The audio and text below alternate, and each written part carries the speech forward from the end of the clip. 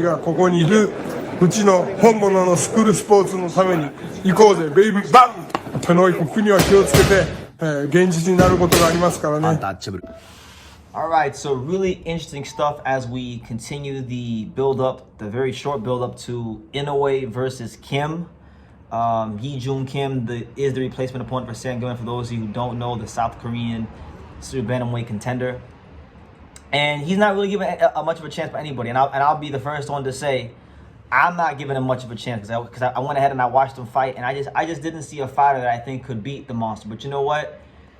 Sometimes fighters rise to the occasion, and Inoue better stay focused. He better not be thinking about Junto. He better not be thinking about Merjon. He better not be thinking about anybody at featherweight because he has a very determined challenger in front of him. So let's talk about Yijun Kim because an article came out today from Yahoo Japan, and he had a lot to say about Inoue, and it was an interview. It was an interview he did on Yahoo Japan, a Q&A he did on Yahoo Japan, and he wound up saying a lot, and I actually learned a little bit about him myself. So I wanted to kind of give you guys the information. I'll leave the article in the description below so you can read it for yourself.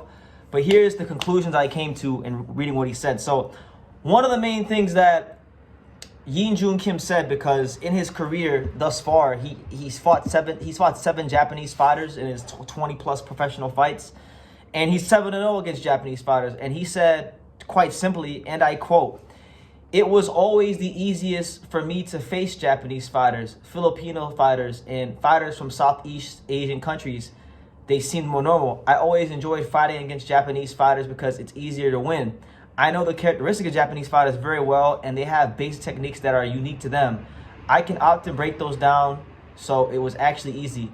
My impression of Japanese fighters is that they are a little too easy. Their style makes it easy to break them down." So Yijun Kim, listen, this man's determined. He's not at least from the way he's talking. We'll see how he reacts on the night when he has the monster standing in front of him under the lights. But he doesn't seem like he's bothered by this, and I think maybe one underrated aspect of Yijun Kim fighting Inoue is the fact that, you know, Sam Goodman's never fought in Japan before. So when you're a foreign fighter who's never fought in Japan or anywhere for that matter, there's always that maybe that little bit of anxiety that you get from the fear of the unknown. You never fought in this country. You never dealt with the commissions. You probably just now are learning the rules. You signed a contract for the fight. So there's a lot of hurdles to overcome when you're a foreign fighter fighting anywhere, let alone someone like Japan against somebody like Inoue. But Yijun Kim isn't going to have those hurdles because he's an Asian fighter himself. So I think you know that's something going for him heading into the fight. I also learned in this article that Inoue and Yijun Kim were sparring partners. Yes, Kim revealed that Inoue and him were sparring partners, and that they had sparred, and he kind of shed some light on those sparring sessions, and you know, like it was really interesting. He said the following, and I quote. I'll read you what he said. He said, I quote, "Inoue was my sparring partner. I always practiced a lot by myself. During many of those times, Inoue was my sparring partner. I always had Inoue in mind as my sparring partner, so even when I was alone, the tempo and training methods were different. I increased the intensity considerably. He helped me with my training."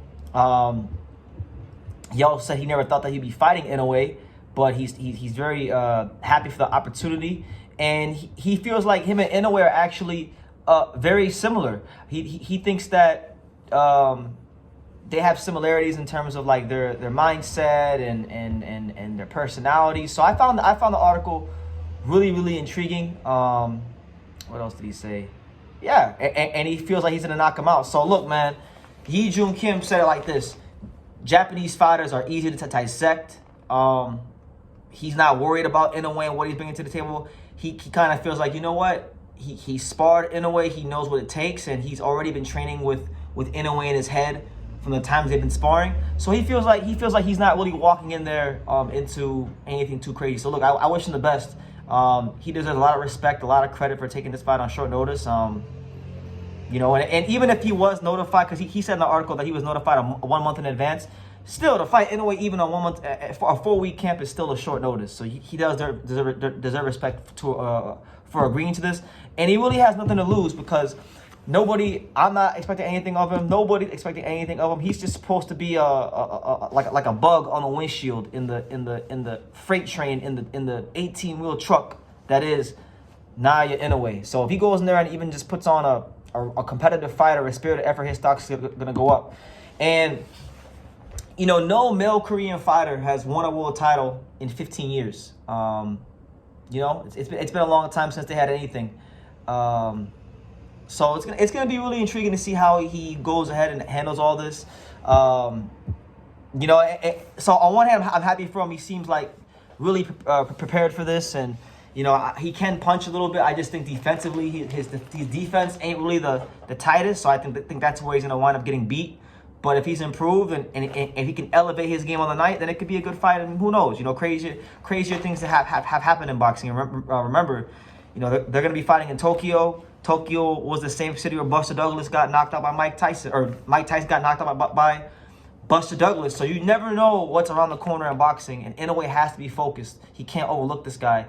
On the other hand, while I'm sitting here and I'm propping up Yijun Kim and I'm wishing him the best and hoping he puts on a great fight for the South Koreans in boxing, I gotta like wag my finger again at Ohashi Gym, because I want to make it very clear, because everyone's been thinking in my last couple of videos that when I talk negatively about the opponent selection, that I'm trying to disparage the monster, I'm trying to put down Inoue, and I'm not. It's not Inoue's fault.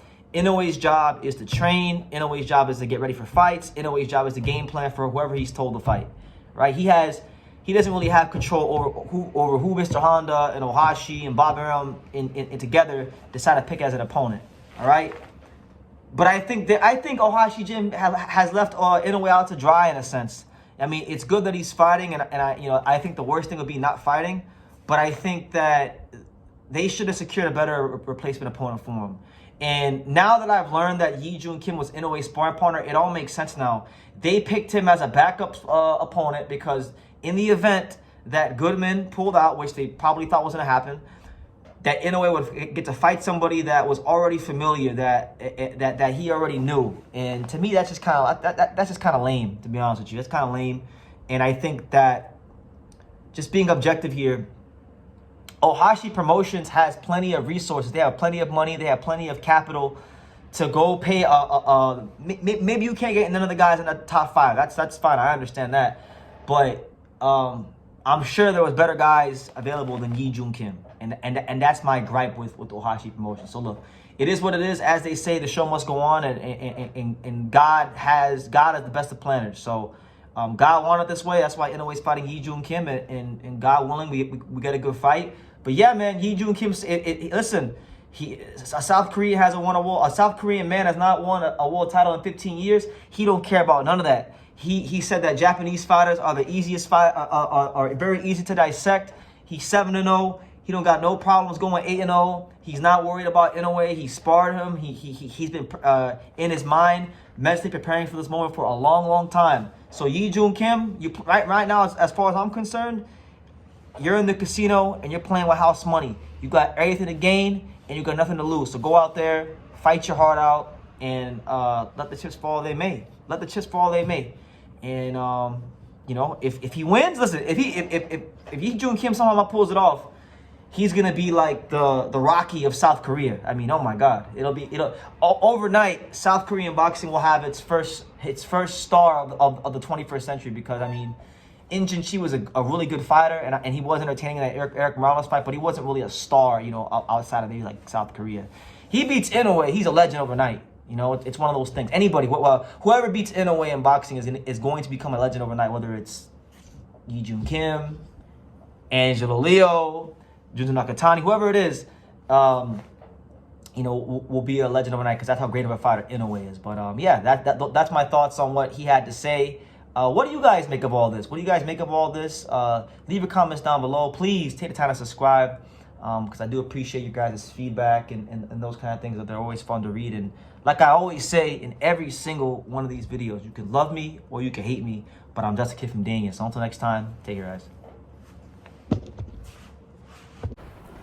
Thank you for watching another video on the untouchable True School Sports Empire. For more great boxing content just like this, make sure you click right over here.